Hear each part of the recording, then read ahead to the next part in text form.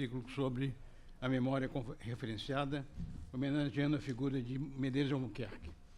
Medeiros de Albuquerque é um dos fundadores da academia, mas teve uma vida longa, só faleceu em 1964 e, portanto, passou 40 anos como acadêmico. Foi presidente, foi secretário-geral, sempre presente, propôs a reforma ortográfica e sempre atuante na academia.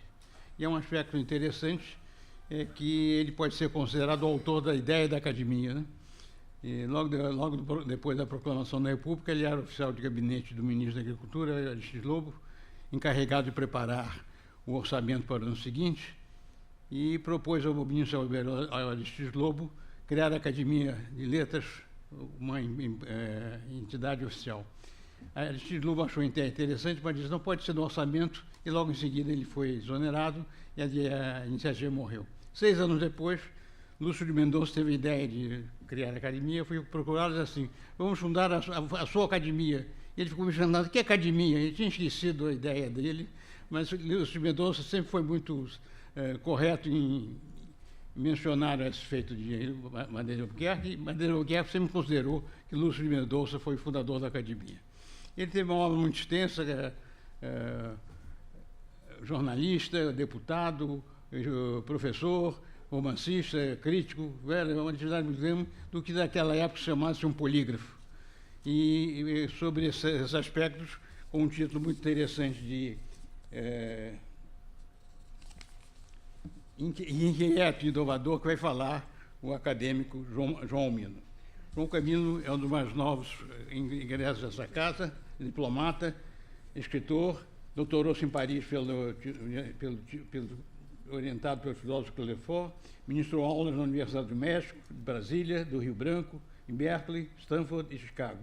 É autor de vários romances, Samba Enredo, As 5 Estações do Amor, O Livro das Emoções, e tem seus romances publicados em vários países, e seus escritos de história e filosofia da política são referências para estudiosos da democracia. Entre Facas e Algodão é o seu mais recente livro. Dou então a palavra ao acadêmico João Almino.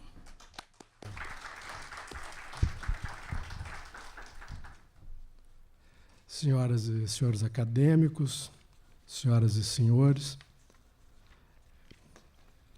polêmico, polemista, poderíamos dizer polêmico-polemista, na verdade, irrequieto, inovador, José Joaquim de Campos da Costa Medeiros de Albuquerque, esse é o seu nome completo, foi o fundador da cadeira 22 desta academia, a mesma a que pertenço. E poderíamos, como bem diz aqui o acadêmico Alberto Venâncio Filho, considerar que foi um dos idealizadores da própria academia.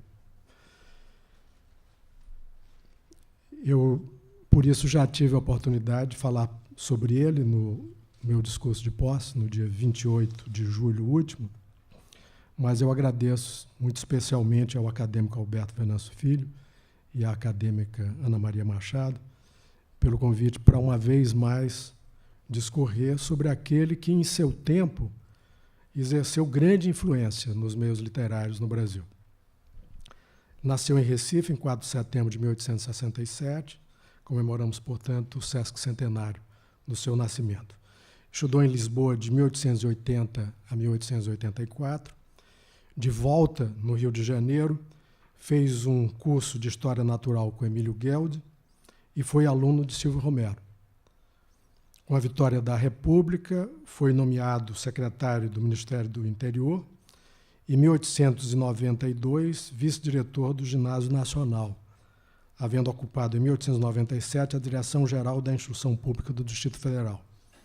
Foi professor da Escola de Belas Artes, desde 1890, e presidente do Conservatório Dramático, de 1990 a 1892.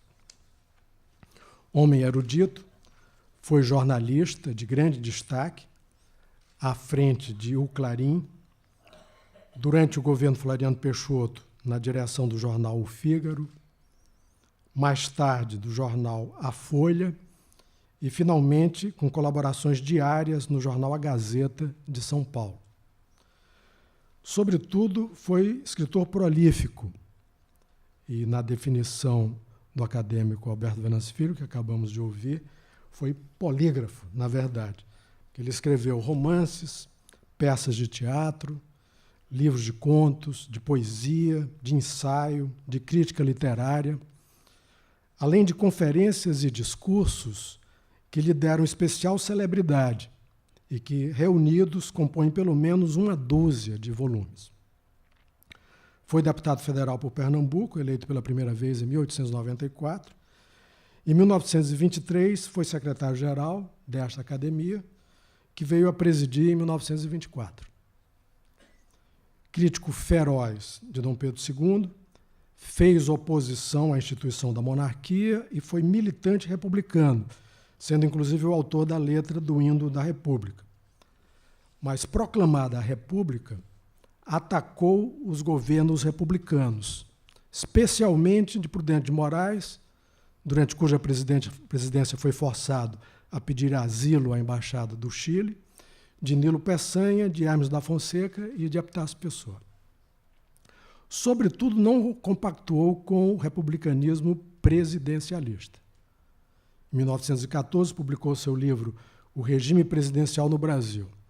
Na nota preliminar à edição de 1932, com o novo título de Parlamentarismo e Presidencialismo no Brasil, afirma, talvez ao referir-se tanto à vitoriosa Revolução de 30 quanto à fracassada Revolução Constitucionalista de 32, que, cito, os acontecimentos atuais provam de modo decisivo a superioridade do regime parlamentar.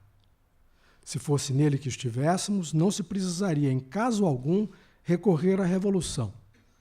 Na absoluta normalidade do regime, um ministério teria caído, outro teria subido e o Brasil continuaria em paz. Fim de citação.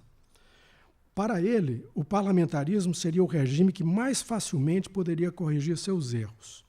Já no presidencialismo, desde que o presidente se obstine em uma direção má, afirma, basta que ele tenha o apoio de 1/3 dos senadores para poder contrapor sua vontade à de toda a nação.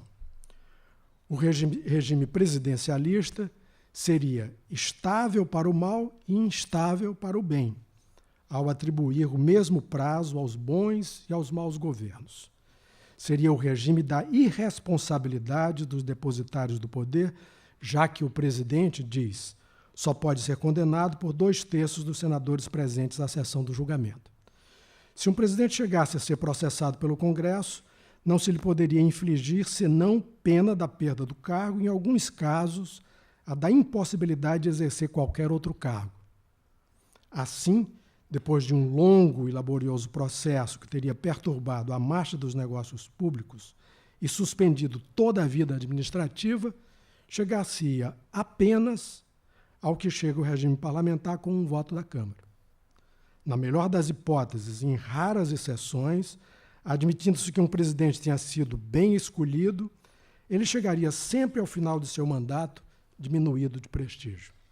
O regime presidencial teria trazido como consequência fatal de seu mecanismo uma corrupção moral inominável. Seria o regime das adesões e traições pelo interesse do parlamentar em se associar a um poder de duração fixa. Esta foi apenas uma das muitas polêmicas em que se envolveu. Gostava de polemizar e foi figura polêmica por excelência. Em 1917, polemizou sobre o projeto de uma faculdade de letras, que João do Rio julgava inoportuno, pois o momento era de trabalho prático, de plantar, desenvolver a produção, proteger as indústrias e de se construir o Brasil por sua própria energia.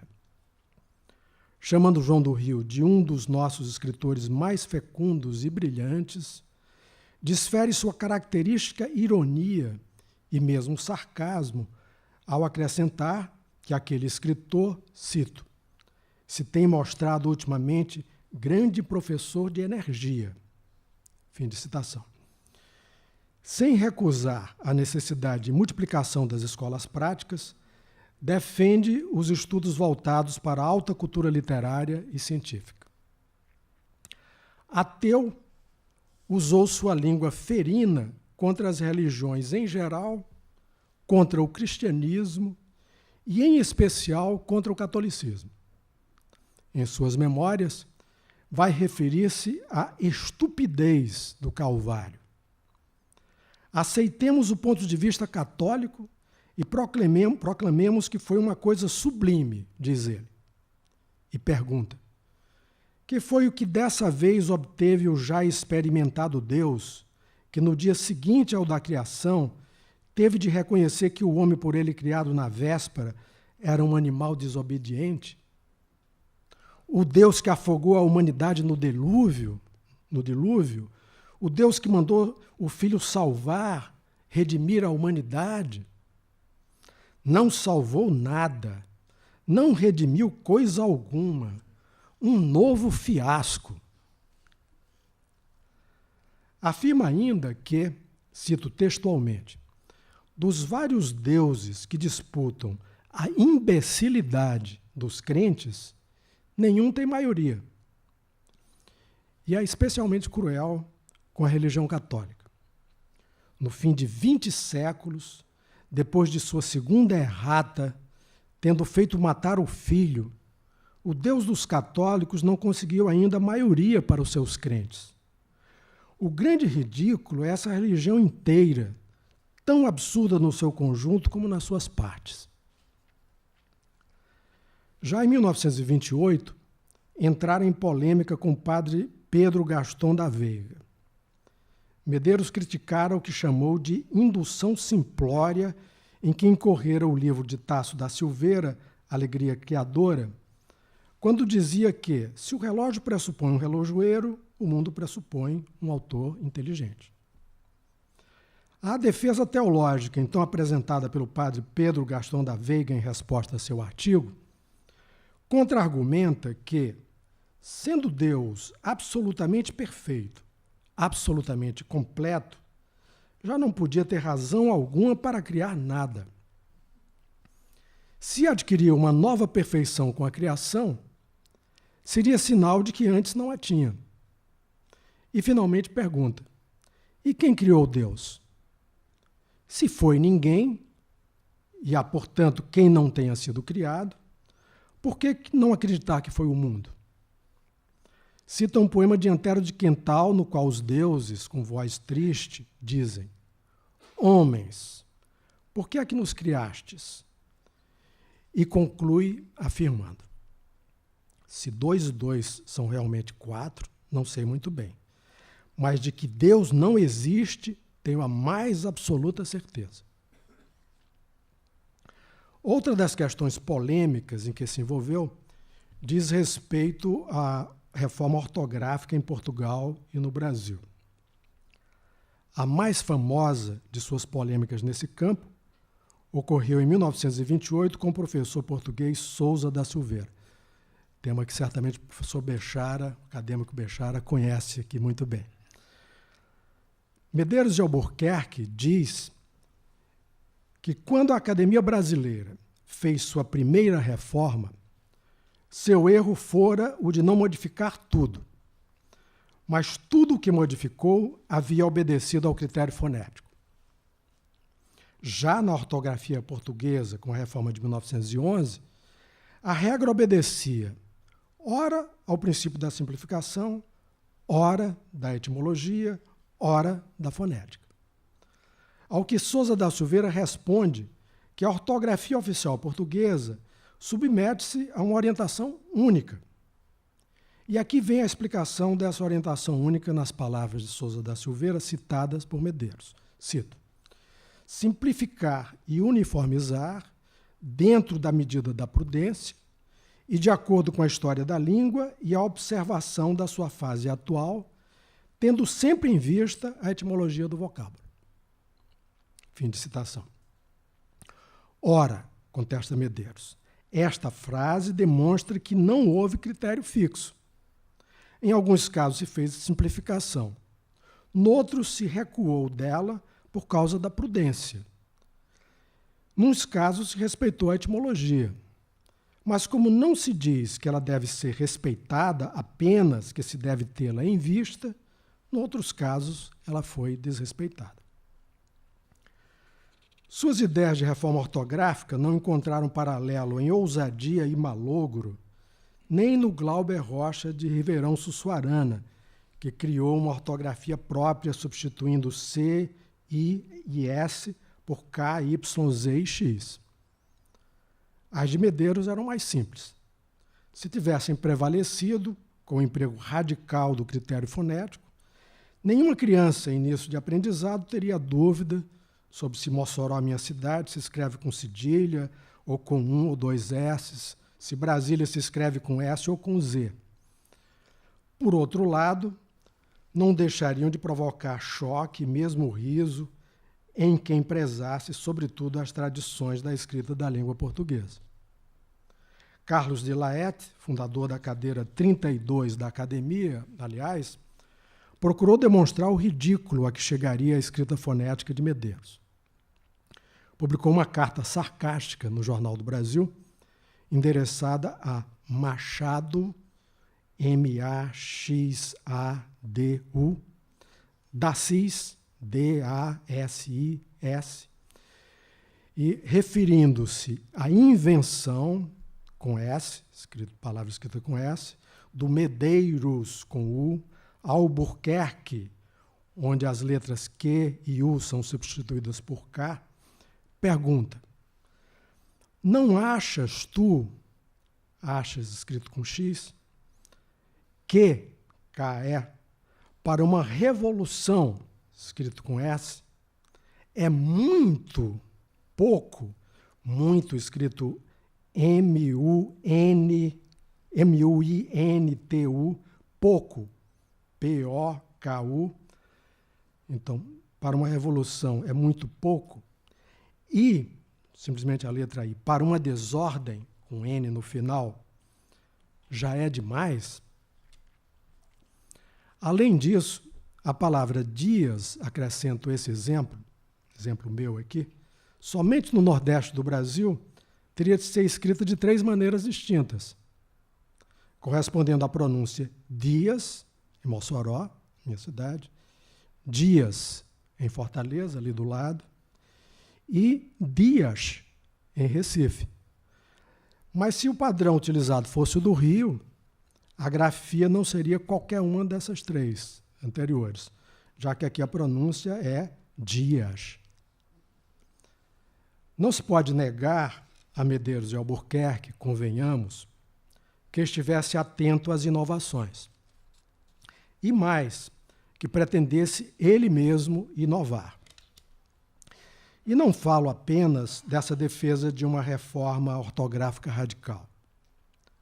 Como deputado federal, fez votar a primeira lei sobre direitos autorais, apresentou o primeiro projeto sobre acidentes do trabalho e projeto de lei para a criação do Ministério da Instrução Pública e das Belas Artes, entre outras iniciativas.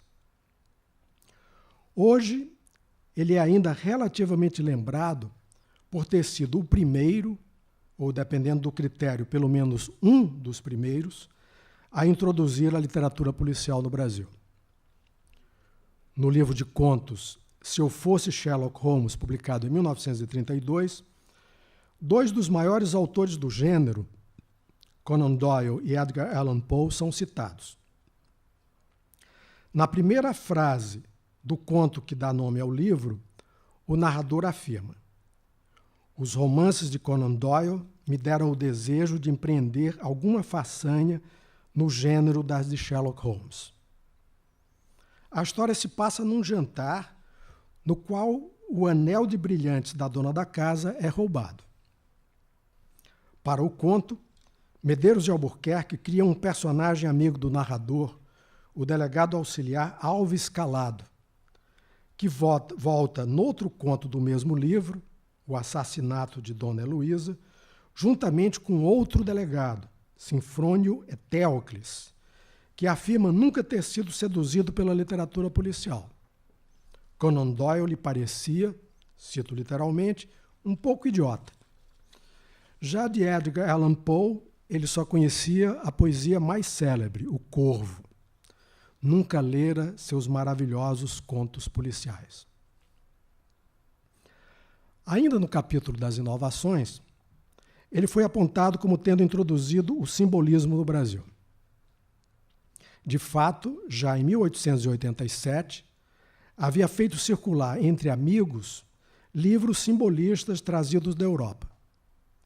Publicou em 1889 o livro de poemas Canções da Decadência, que, pelo menos na superfície, sofreu influência de poetas simbolistas franceses. Antes, portanto, que Cruz e Souza publicasse seu manifesto A Arte, em 1890, e seu livro Broquéis, de 1893. Além disso, revelou conhecimento da estética simbolista com sua proclamação decadente no outro livro de poemas, Pecados, do mesmo ano de 1889, e que recolhia poemas escritos a partir de 1887.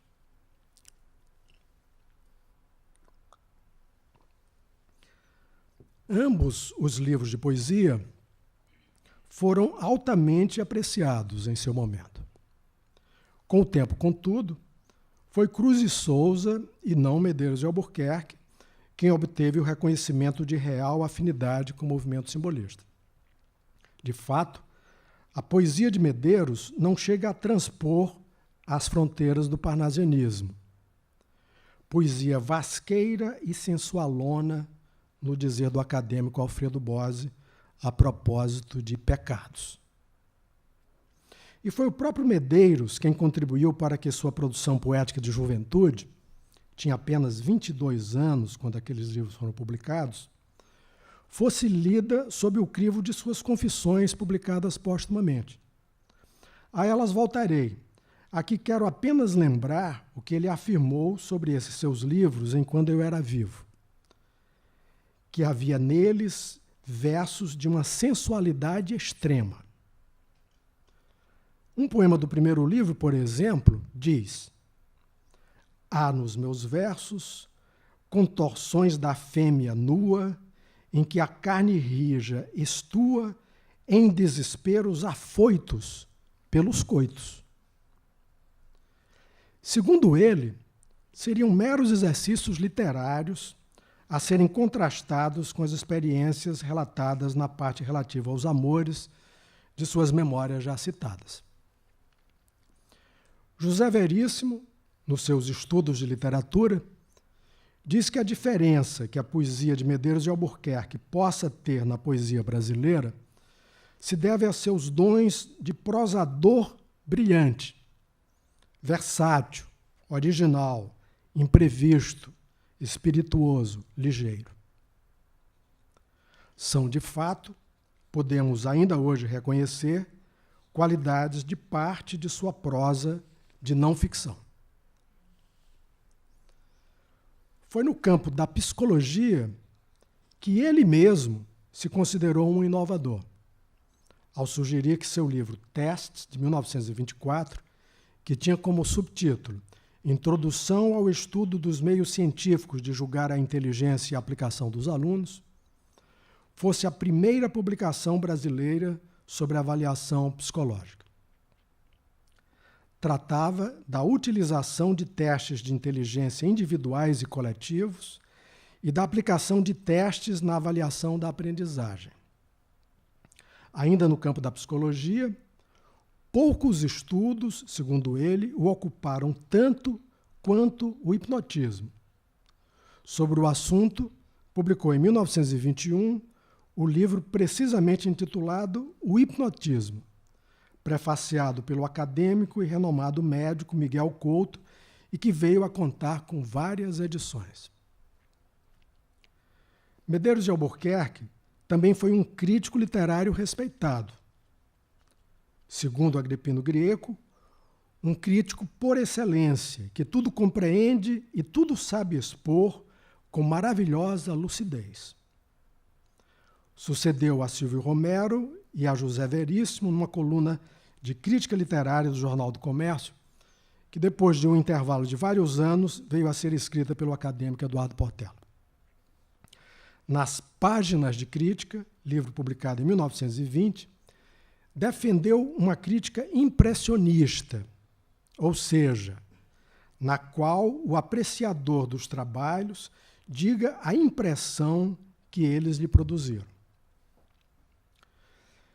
Vejamos se esse método impressionista ainda tem o poder de nos impressionar quando aplicado por Medeiros ao criticar e ao defender Machado de Assis. Comentando o livro em que Alfredo Pujol reuniu suas próprias conferências sobre o bruxo do Cosme Velho, faz primeiro a ressalva de que, cito, todos nós que frequentamos Machado de Assis estamos muito perto de sua memória para poder julgá-lo com imparcialidade. Fim de citação. Apesar disso, o julga. Para ele, Machado é retraído e tímido. Por isso deixou uma obra de tímido. Não há nela nenhuma vibração forte, nenhuma grande criação. Não deixou, segundo ele, nenhum tipo literário que possa, por si mesmo, viver, como Dom Quixote de Miguel de Cervantes, Tartarin, o personagem do romance Tartarin de Tarascon, de Alfonso Daudet, e o conselheiro Acácio, de O Primo Basílio de Eça de Queiroz. Para Medeiros, portanto, o conselheiro Aires, Brás Cubas ou Bentinho Dom Casmurro não têm a força literária desses grandes personagens e não podem viver por si mesmos. Machado de Assis seria um apóstolo do meio-termo, da moderação, da surdina. Pintava pequenas pinceladas, juntava pormenor a pormenor. O problema estaria na própria biografia de Machado de Assis. Aludindo ao verso de Francisco Otaviano, diz que Machado só passou pela vida, não viveu. Medroso que era de tudo que era forte. Não viveu da literatura, nem do jornalismo, e sim do emprego público. Citando Lawrence Stern, para quem o homem é incapaz de amar uma só mulher, afirma que Machado, vivendo na mais pura das vidas conjugais, não podia ser um grande analista de corações femininos. Menospreza, assim, a extraordinária caracterização de uma Capitu, de uma Sofia ou uma Virgília, para não falar de outros tantos personagens femininos da obra do maior escritor brasileiro de todos os tempos. Seria lícito até suspeitar, diz Medeiros, que ele nunca soube o que era realmente o amor. O sentimento para com Carolina teria sido antes uma dessas firmes e sólidas amizades. Para Medeiros de Albuquerque, que ainda não podia conhecer um Jorge Luis Borges, corra-se a história literária e não se achará nenhum grande escritor de ficção que tenha sido um homem exclusivamente de gabinete. O escritor de ficção, diz, precisa misturar-se à vida corrente, senti-la, experimentá-la por si mesmo. Se de um lado é o crítico severo de Machado, recriminando Alfredo Pujol por considerá-lo gênio, de outro reconhece que nenhum homem de letras do seu tempo e da sua terra o igualou, que seu estilo é inconfundível, puro, correto, claro, de impecável bom gosto, que se impõe pela simplicidade e beleza. Comparar Machado a Flaubert, como faz Pujol, seria elogio não só justo, mas também insuficiente. Pois enquanto as obras de Flaubert tinham uma gestação laboriosa e ruidosa, Machado punha nisso a máxima discrição. Na verdade, aquilo que parecia uma desvantagem da sua biografia, viver do emprego público, teria contribuído para as grandes qualidades do seu estilo. Ser-lhe-ia, talvez, diz ele, um suplício se Machado precisasse viver da literatura, porque assim teria necessidade de produzir mais intensamente, sem pressa, escrevendo por amor à arte, lentamente, pausadamente, lapidou, como um joalheiro, o estilo admirável que criou. Medeiros, que, como creio ter mostrado, podia ser dialético, se não contraditório, critica Silvio Romero por cobrar de Machado de Assis exatamente o mesmo que ele próprio cobra. Páginas de Crítica, se abre com um ensaio em que, ao teorizar sobre a crítica literária, acusa o crítico sergipano de só compreender os sentimentos fortes. O que constituía o ideal para Verlaine, pas la couleur, rien que la nuance, não a cor, somente a nuance, escapava absolutamente à compreensão de Silvio Romero. Daí a sua incapacidade, conclui, de apreciar o humor fino de Machado de Assis. Se a Machado de Assis faltaram experiências, especialmente experiências amorosas, elas sobraram em Medeiros, a crer no que ele conta.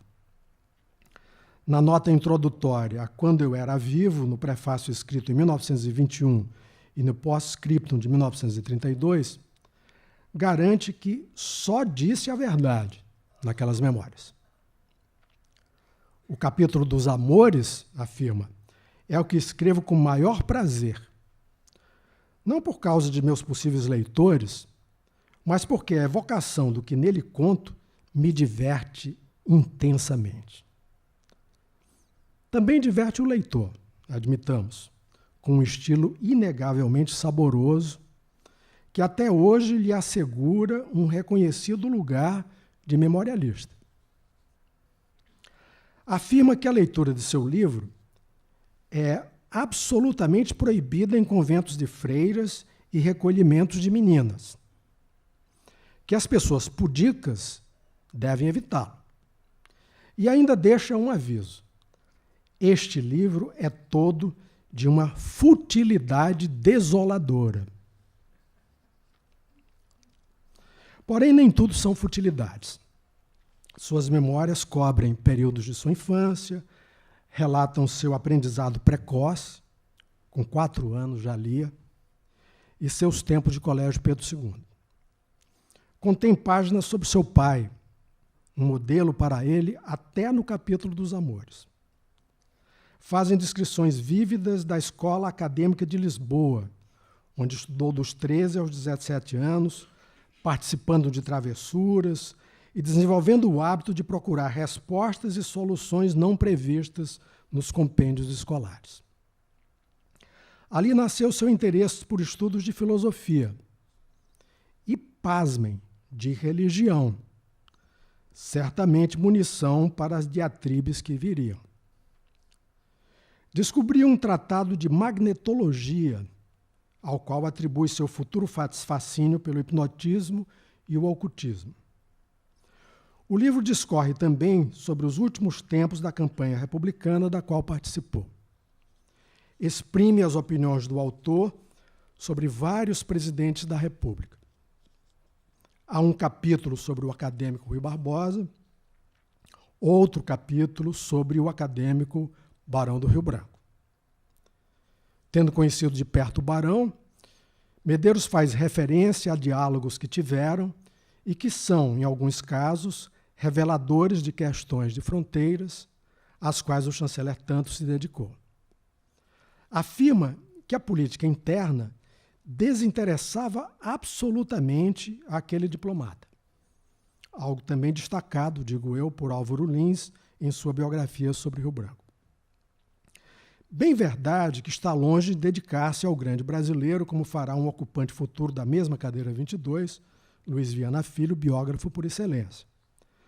Verdade também que, mesmo aqui, o que talvez mais divirta o nosso autor sejam as deliciosas trivialidades, como aquela de que a papelada do Barão, trabalhador prodigioso e prodigiosamente anárquico, ia crescendo tanto que ele acabava por ter de mudar-se. Quando faleceu, descobriram-se entre os papéis de suas diversas mesas nada menos de 17 relógios e várias dúzias de lenços. Por causa das histórias picantes das memórias, que na parte relativa aos amores descreve principalmente os anos trepidantes de 1912 a 1916, quando Medeiros morou em Paris dos 45 aos 49 anos, O editor somente aceitou satisfazer seu desejo de publicar o livro depois de muitas hesitações. Ainda assim, atribuiu ao autor plena responsabilidade, ao que este comenta. Mas um defunto que estará, quando tu leres isto, leitor amigo ou inimigo, em pleno inferno, com 100 mil graus de calor à sombra, se é que no inferno há sombra, faz lá caso de responsabilidade. Não está, segundo ele, inspirado nas memórias de Casanova, que somente leu muito tempo depois de escritas as suas, ou seja, em 1930, quando, diz com seu estilo espirituoso, o governo de Getúlio Vargas, apiedado de minha ignorância, obrigou-me a asilar-me na legação do Peru, para, afinal, com esse longo ócio forçado, achar tempo a fim de ingerir aqueles 8 grossos volumes. Medeiros de Albuquerque podia esperar que seu livro fosse, para muitos, chocante, para outros, revelador de coragem e ousadia. Hoje não será uma coisa nem outra. Os críticos atuais não vão querer esborrachá-lo por não ser um Nabucco ou um Chateaubriand, diferentemente do que ele previa.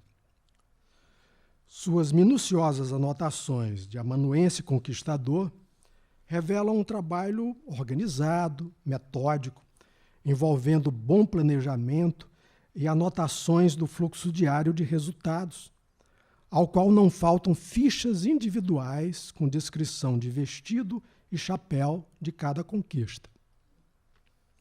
Fosse todo esse trabalho para um batalhão e não para um só homem, fossem as mulheres profissionais do sexo e não, como na história de nosso acadêmico, senhoras casadas, outras noivas, viúvas, estaríamos diante de um outro Pantaleão e as Visitadoras. Segundo sua definição, algumas eram mulherzinhas, outras refinadas, elegantíssimas, esbeltas, formosas. O ateu convicto não passava aperto diante de uma católica fervorosa. Faziam sexo sob a proteção de Santo Onofre ou de Santa Teresinha do Menino Jesus. Muitas vezes havia 3 encontros por dia. Eis o que ele diz. Almoçava com uma, passava a tarde das 3 às 6 com outra e levava uma terceira ao teatro. A primeira e a terceira eram distrações. O expediente sério fazia-se entre as 3 e as 6. Não houve mulher que, ao fim e ao cabo, não tenha gostado das experiências amorosas deste Dom Juan brasileiro, segundo seu relato. Até mesmo aquela que se deixou levar relutantemente no encontro casual, reuniu-se de bom grado 3 vezes mais com ele, sempre a partir de encontros casuais e sem revelar seu nome nem endereço. Falei que ele era um Dom Juan brasileiro, porém, diga-se de passagem, mais produtivo do que o original, considerando que sua atividade donjuanesca se concentrou num período de tempo relativamente curto e foi dividida com outras tarefas de natureza intelectual. Diz ele textualmente: certo dia eu li que Dom Juan, gabando-se de ter tido 1003 amantes, fora um preguiçoso.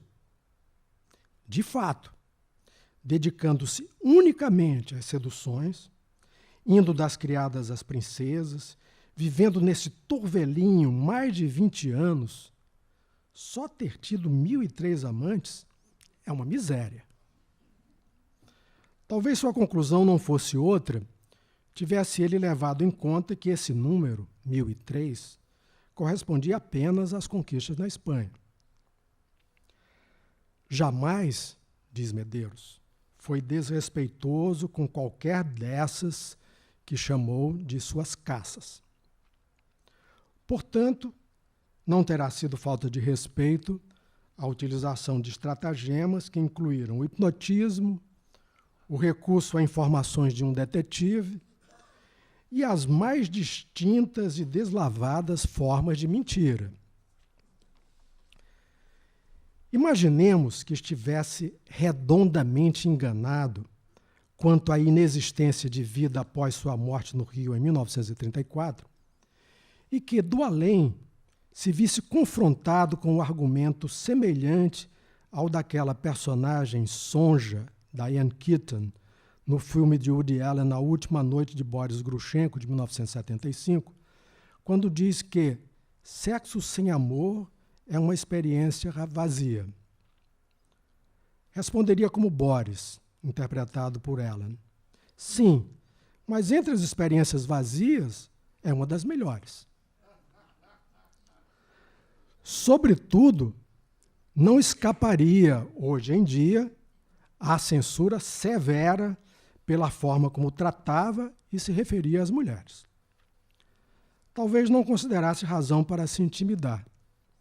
Acharia divertido participar de outra polêmica que lhe serviria de sombra naquele inferno de mais de 100 mil graus ao qual fora condenado. Obrigado.